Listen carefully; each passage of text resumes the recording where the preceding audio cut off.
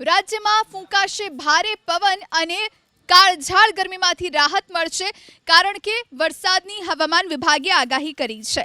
હવામાન વિભાગ અનુસાર ઉત્તર પૂર્વીય સાયક્લોનિક સર્ક્યુલેશન અને દક્ષિણી રાજસ્થાનમાં સિસ્ટમ ડેવલપ થવાના કારણે ગુજરાતમાં રહેશે વરસાદી માહોલ। આજે અમરેલી, ભાવનગર, ગીર સોમનાથ, અરવલ્લી, બનાસકાંઠા, સાબરકાંઠા, ખેડા, દાહોદ, સુરત, વલસાડ અને નવસારી જિલ્લામાં વરસશે વરસાદ। તો આવતીકાલે અમરેલી, ભાવનગર, ગીર સોમનાથ, સાબરકાંઠા, બનાસકાંઠા, અરવલ્લી, સુરત, વલસાડ અને નવસારી જિલ્લામાં માવઠું પડશે।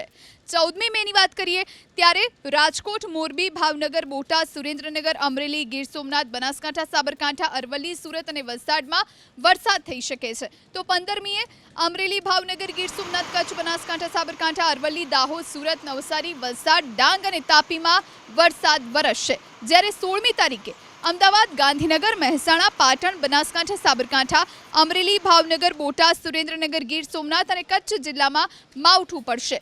હવામાન વિભાગના મતે અમદાવાદની સાથે સાથે વરસાદની જે ગતિ છે તેની સાથે સાથે 40થી 50 કિલોમીટરની ઝડપે પવન પણ ફૂંકાશે।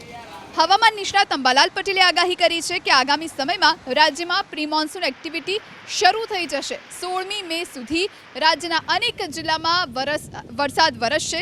હવામાન વિભાગે આગાહી કરી છે કે વરસાદી માહોલને લઈને ગરમીનો પાડો થોડો નીચે જશે। જો કે આજે અમદાવાદ સૌથી ગરમ રહ્યું, અહીં 42 ડિગ્રી તાપમાન નોંધાયું છે।